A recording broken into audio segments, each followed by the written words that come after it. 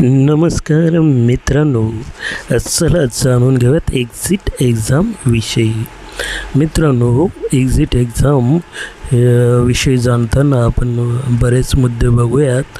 तर चला सुरुवात करूयात. मित्रांनो, PCI अर्थात फार्मसी काउन्सिल ऑफ इंडिया मार्फत 2024 पासून एक्झिट एक्झाम परीक्षेचे आयोजन करण्यात आले आहे. तर कधीपासून करण्यात आलेले आहे तर 2024 म्हणजे ह्याच वर्षापासून एक्झिट एक्झामचं आयोजन करण्यात आलेलं आहे, जे की फार्मसी कंप्लीट करण्यानंतर तुम्हाला द्यावीच लागणार आहे. मित्रांनो, पुढचा पॉईंट असा आहे की डी फार्मसी हा 2 वर्षांचा कोर्स केल्यानंतर ही परीक्षा द्यावीच लागणार आहे. का द्यावी लागणार आहे ते आपण पुढे बघणारच आहोत, परंतु ही परीक्षा कंपल्सरी झालेली आहे. डी फार्मसी करून फक्त चालणार नाही, तर ही एक्झिट एक्झाम तुम्हाला द्यावीच लागणार आहे. त्यानंतर बघूयात, ही परीक्षा उत्तीर्ण होण्याशिवाय नोंदणी क्रमांक मिळणार नाही. नोंदणी क्रमांक म्हणजे काय, तर तुम्ही रजिस्टर फार्मासिस्ट म्हणून तुम्हाला काम करता येणार नाही. म्हणून काय करायचं आहे तर डी फार्मसीची ही एक्झिट एक्झाम परीक्षा तुम्हाला पास व्हावीच लागेल किंवा करावीच लागेल. 2022 वर्षी ज्यांनी ॲडमिशन घेतलं असेल व जे 2024 वर्षी पासआउट होतील त्यांना एक्झिट एक्झाम द्यावीच लागणार आहे. समजा कोणी 2022ला ॲडमिशन घेतली तर त्याला एक्झिट एक्झाम द्यावीच लागणार आहे, आणि तो ह्या वर्षी अर्थात 2024 वर्षी पासआउट होईल त्यावेळेस त्याला एक्झिट एक्झाम द्यावीच लागेल. तर हा क्रायटेरिया आहे एक्झिट एक्झाम देण्यासाठी. तर मित्रांनो, बघूयात आता पुढचा पॉईंट. तर ऑक्टोबर 2024 पासून या परीक्षेचे आयोजन करण्यात येईल. कधीपासून करण्यात येईल तर ऑक्टोबर 2024 पासून या परीक्षेचे आयोजन करण्यात येईल. मित्रांनो, तर अशा साऱ्या एक्झिट एक्झामविषयी जी माहिती आहे ते आपण बघितलेली आहे.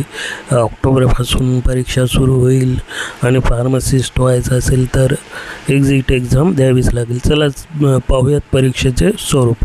मित्रांनो, परीक्षा ही एक्झिट एक्झाम ही 3 पेपरांची असेल. किती पेपरांची असेल, किती पेपर होतील तर एकूण 3 पेपर या एक्झिट एक्झाममध्ये होतील. प्रत्येक पेपर हा 100 गुणांचा असेल. किती गुणांचा? 100 गुणांचा असेल. प्रत्येक पेपर हा 100 गुणांचा असेल हे तर आपण बघितलेलं आहे. प्रत्येक पेपर हा 3 तासांचा असेल. किती तासांचा असेल? 3 तासांचा हा पेपर असेल. कोणत्याही प्रकारचे निगेटिव्ह मार्किंग यामध्ये नसेल. आपण बघतो ना, जे निगेटिव्ह मार्क आहेत ते यामध्ये समाविष्ट नाही केलेले आहेत. तर मित्रांनो, बघूया पुढचा पॉईंट. प्रत्येक विषयामध्ये पास होण्यासाठी 50% गुण मिळणं आवश्यक असेल. म्हणजे 100 मार्काचा जर तुमचा पेपर आहे तर तुम्हाला कमीत कमी 50 मार्क मिळणं आवश्यक असेल तरच तुम्ही पास व्हाल. ही परीक्षा पूर्णतः ऑनलाईन असेल. ही परीक्षा, यात काही शंका नाही. तर ही परीक्षा, पुढचा पॉईंट बघूयात. ही परीक्षा वर्षातून 2दा आयोजित केली जाईल. या परीक्षेचं वर्षातून कितीदा आयोजन होईल तर 2दा या परीक्षेचं आयोजन होईल. मित्रांनो, ही बाब तुम्हाला लक्षात ठेवायची आहे. तर हे तुम्हाला कळलं असेल परीक्षेचं स्वरूप. अशा प्रकारे हे परीक्षेचं स्वरूप आहे.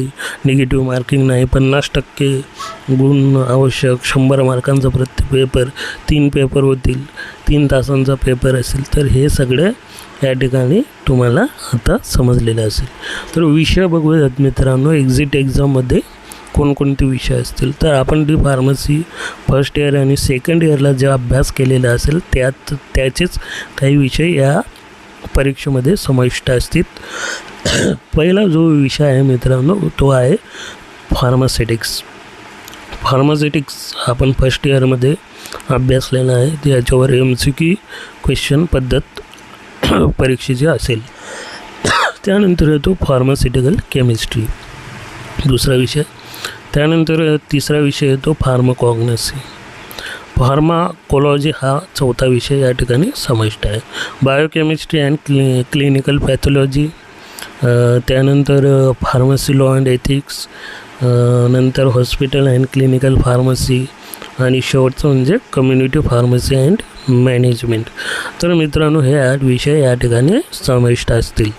तर या 8 विषयांचा व्यवस्थित अभ्यास करायचा आहे आणि MCQ प्रश्न असतील त्यामुळे टेन्शन घ्यायची गरज नाही. लॉंग क्वेश्चन नसणार आहेत. फक्त MCQमध्ये ही परीक्षा होणार आहे हे लक्षात ठेवा. तर अशा प्रकारे या विषयांचा तुम्ही अभ्यास आतापासून चालू ठेवा. जरी तुम्ही फर्स्ट इयरला असाल किंवा सेकंड इयरला असाल तरी ह्या विषयांचा अभ्यास चालू ठेवा. आता एक्झिट एक्झाम घेण्याचा उद्देश काय आहे? आता आपण बघितलं की एक्झिट एक्झाम तर घेत आहे सरकार, पण का घेत आहेत, याचे उद्देश काय आहेत, तर या आपण बघूयात मित्रांनो.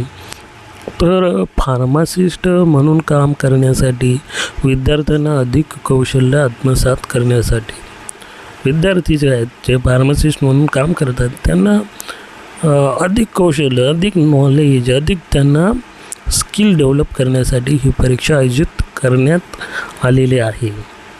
दुसरा आहे औषधाबद्दल अधिक माहिती व्हावी व फार्मासिस्ट म्हणून व्यवसाय करताना जाणीव निर्माण व्हावी म्हणून ह्या परीक्षेचं आयोजन करण्यात आलेलं आहे.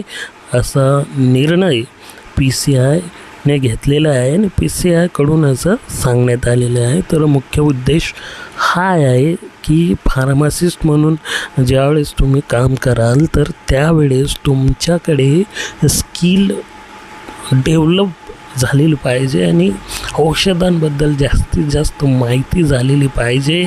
आणि आजकाल जास्तीत जास्त कॉलेजेससुद्धा झालेले आहेत आणि त्यामुळे कुठेतरी गाणी व्हावी, कुठेतरी स्किल म्हणजे हुशार विद्यार्थी हे फार्मासिस्ट बनावे असा PCIचा प्रयत्न आहे. आणि म्हणूनच PCI ही परीक्षा एक्झिट एक्झाम आयोजित करीत आहे. तर मित्रांनो अशा प्रकारे एक्झिट एक्झामचं स्वरूप होतं. जर तुम्हाला हा व्हिडिओ आवडला असेल तर माझ्या चॅनलला लाईक करा, सबस्क्राईब करा आणि शेअर करा. फार्मसी कॉर्नर ह्या चॅनलला तुम्हाला लाईक करायचं आहे, शेअर करायचं आहे आणि सबस्क्राईब करायचं आहे मित्रांनो. धन्यवाद.